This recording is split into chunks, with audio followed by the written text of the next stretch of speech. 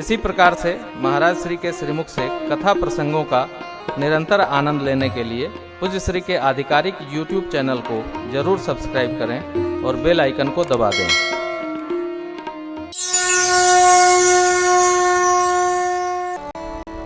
मानस की हर पंक्ति में र, आ और म समाहित है। कोई उठाइए। राम जी केवल झूठ में नहीं है, झूठा ही लेना, झूठा ही देना, झूठा ही भोजन, झूठ चबेना नहीं तय। नहीं तो जो भी पंक्ति आप गाएंगे, ए हिमह रघुपति नाम उदारा, मंगल भवन मंगलहारी, मंत्र महामणि, सब में सिरधरि आयस करिय तुम्हारा, शिव ही शंभुगन करहि सिंगारा, सब जगह म आ र समाहित है। ये क्या है? ये वैशिष्ट है मानस का। हमारे आप में भी राम समाहित है। वो कहाँ है?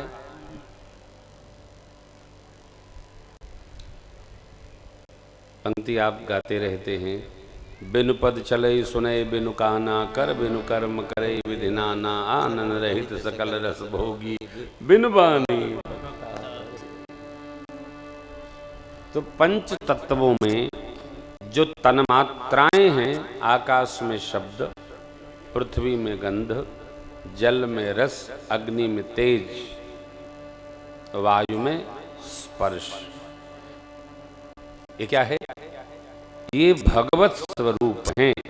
ये साक्षात भगवान ही हैं। कौन? तन्मात्राएं।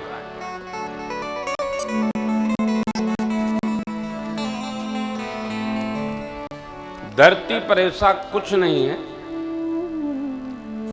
जो समाप्त हो जाए। पंच तत्वों में व्याप्त तन्मात्राएं धीरे धीरे जहां से आई वहां प्रवेश कर जाती है। जो प्राण तत्व है ये वायु है। शरीर में जो जल तत्व है वो रस स्वरूप है। हमारे आप में सब में गंध है, सब में शब्द है। बोले तो निकले ऐसा नहीं है। आप चुप रहें, कान बंद करें, तब भी ओंकार निकलता रहता है। पांचों तत्वों में व्याप्त तन्मात्राएं सब में है। इस काष्ठ में भी है, इस माइक में भी है, पृथ्वी जी में भी है, पंखा में है, एसी में भी है, इस पांडा में, सब जगह व्याप्त। अर्थात ईश्वर सर्व स्थान पर सर्व काल में व्याप्त रहता है। और जो सर्वत्र व्याप्त है वही ब्रह्म है, वही परमात्मा है। वही हमको आपको सबको आनंद करा रहा है। हम ये सोचे हम ये करें, भगवान देख रहे हैं, वो करें नहीं देख रहे हैं, ऐसा संभव नहीं है। हमारे हर कर भगवान की दृष्टि में, क्योंकि वो तो सर्वत्र है।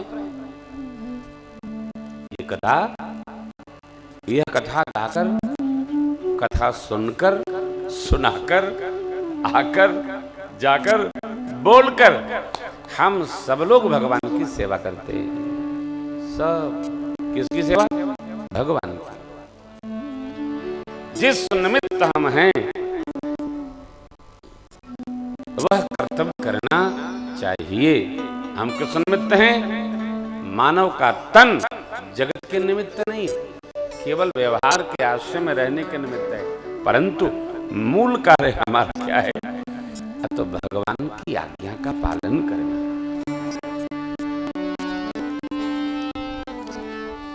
मरमुखी नहीं रहा जा सकता। भगवान की क्या आज्ञा है? जो श्रुति की आज्ञा है। श्रुति की आज्ञा समझ में नहीं आवे, जो पुराण की आज्ञा है, जो स्मृतियों की आज्ञा है। हमारे आप में से ऐसा कोई नहीं है जो किसी ऋषि की संतान नहीं है। जो किसी ऋषि की संतान नहीं है वो कश्यप जी की संतान है। हम आप हैं ऋषियों की संतान। हमारे आपके सिर पर 3 ऋण है, पितृण, देव ऋण और ऋषि ऋण। अपने अपने प्रकार से जानकारी प्राप्त करते हुए इन तीनों ऋणों से उऋण होने का प्रयास मनुष्य मात्र को अवश्य करना चाहिए। पितृ ऋण का उपाय है माता पिता की सेवा। पितरजन जो चले गए उनके प्रति समर्पण सेवा 15 दिन पितृपक्ष में सर्वकाल। देव पूजन करके हम देव ऋण से मुक्त होते और ऋषियों के द्वारा दी गई तपस्या का अनुसरण करते हुए, गान करते हुए, स्मरण करते हुए, लोगों को बताते हुए हम ऋषि ऋण से उऋण होते। तब हम सर्वभावी सब प्रकार इस मनुष्य शरीर को धन्य धन्य कर लेते। अच्छा, ये किसी ऋण से उऋण होने में बहुत तनाव का कार्य नहीं है, बहुत बोझिल होने की भी आवश्यकता नहीं है। सब सरल है, सब सहज है, सब सीधा है। माध्यम 5 यज्ञ है। अतिथि देवो भव, पितृदेवो भव, भूत यज्ञ भूत देवो भव, ब्रह्म यज्ञ शास्त्र पुराण देवो भव। और हमारे जीवन में कुछ हो न हो, पितृ देवो भव, हम अपने पितृ माने श्रेष्ठ लोगों के प्रति, देवताओं के प्रति, ऋषिमंडल के प्रति ब्रह्म यज्ञ करते हुए, भूत यज्ञ जिनसे हमारा कोई रिश्ता नाता नहीं है, चीटी है, चीटा है, अन्य अन्य जीव है, गौ माता है, पोष्य वर्ग है, अग्नि है, जल है, इनके प्रति समर्पण रखते हुए हम 5 महायज्ञों के द्वारा, कोई द्वार आ गया, जल भोजन प्रसाद के द्वारा, इन 5 महायज्ञों के आश्रय में रहकर 3 ऋणों से उऋण होते हुए अपने मानव जीवन को धन्य धन्य बना सकते। कुछ नहीं लगना। किसी सत्कर्म को करने में बहुत तनाव नहीं है। जो जितना सक्षम है उसको उतनी यात्रा करनी चाहिए। भगवान थोड़े में भी संतुष्ट होते। पत्रम पुष्पम फलम तोयम। मानस इसी धर्माचरण की यात्रा है। पग पग पर हम दर्शन करेंगे। पूज्यपाद गोस्वामी जी कोई स्थान छोड़ते नहीं। वेद पथ को, पौराणिक मार्ग को सब प्रकार विधि सम्मत बताते हैं और जीव को जीने की प्रेरणा प्रदान करते हैं। रामकथा उपदेश नहीं है। मर्यादा पुरुषोत्तम एक राम जी है, उन्होंने जीवन कैसा जिया इसको सुनकर हम पुत्र कैसा हो समझ सकते हैं, भाई कैसा हो समझ सकते हैं, मित्र कैसा हो समझ सकते हैं। और जितने भी रिश्ते नाते जगत के हैं मेरे राम जी सब जी गए। रामचरित्र को जो समझ गया उसको मानव जीवन समझ में आ गया। भगवान श्री कृष्ण गीता जी में कहते हैं, मर्यादा स्थापन के लिए पुरुषों में मैं ही धनुर्धर श्री राम हूं। राम जैसा भाई भया नहीं, मेरे राम जी जैसा पुत्र भया नहीं, राम जी जैसा पिता भी भया नहीं।